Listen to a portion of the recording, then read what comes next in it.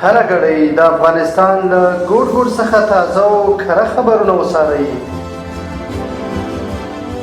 له امنیتي او سیاسي بدلون نیولې تر ټولنیزو، کلتوري او اقتصادي مسایلو پورې موږ یې بې پرې او متوازن تر تاسو رسوو.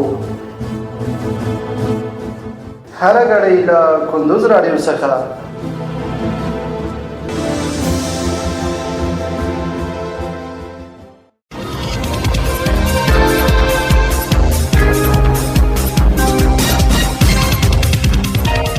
سلامونه، وخت مو بخیر. پام راوړم د کندوز راډیو د دې ساعت مهم او وروستۍ خبرونو ته. نن پنجشنبه د زمري 13مه نیټه ده چې د 2025م کال د اګست له 21مې نیټې سره سمون لري. روانه خبري ګړۍ درته زه عبدالجلیل احساس وړاندې کوم. خو په پیل کې هم د څو مهمو خبرونو سرټکي. د افغانستان او چین د بهرنیو چارو وزیرانو پر مهمو موضوعاتو خبرې وکړې. په لوګر کې د 15 میلیون افغانیو په لګښت ښوونځي جوړ او پرانیستل شول. په مزار شریف کې د 19 میلیون افغانیو په لګښت د 2 پراختیايي پروژو چارې پیل شوې. او ټرمپ وایي د ایران د جګړې اتل یم خو څوک اهمیت نه راکوي.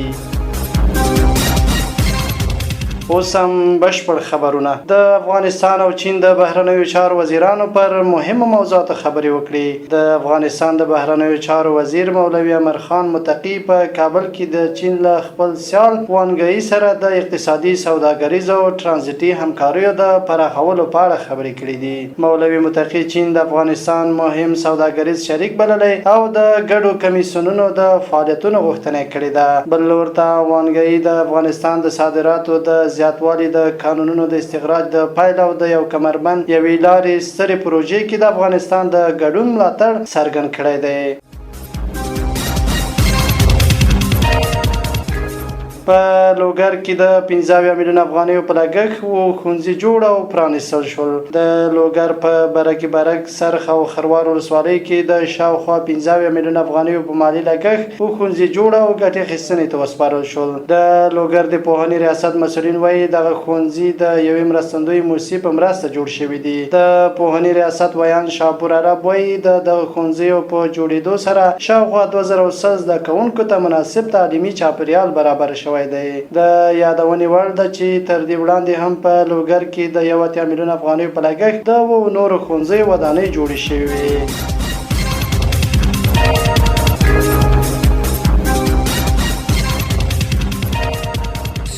په مزار شریف کې د 19 میلیون افغانیو په لګښت د 2 پراختیايي پروژو چارې پیل شوې. د مزار شریف ښاروالۍ مسؤلین وایي د دغه ښار په 8مه او 9مه ناحیه کې د 19 میلیون افغانیو په ارزښت د 2 پراختیايي پروژو چارې پیل شوې دي. د ښاروالۍ د سکټوري او تخنیکي چارو رئیس محمد جاوید مایار وایي د پروژو په ترڅ کې به په 550 متر اوږدوالي او 6 متره سور یوه کوڅه او په 440 متر اوږدوالي یو سړک به کانکریټ شي. د مسؤلینو په وینا د یادو پروژو چارې به د 2 میاشتو په موده کې بشپړې شي.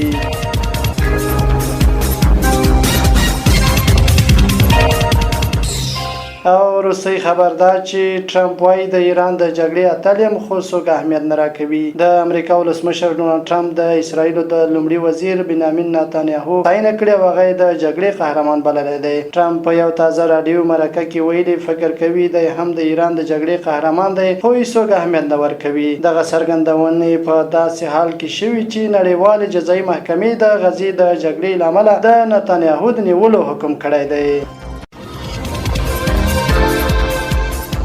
دا د دې مهال مهم او وروستي خبرونه. تر بیا ښه وختونه. لوی الله مل شه.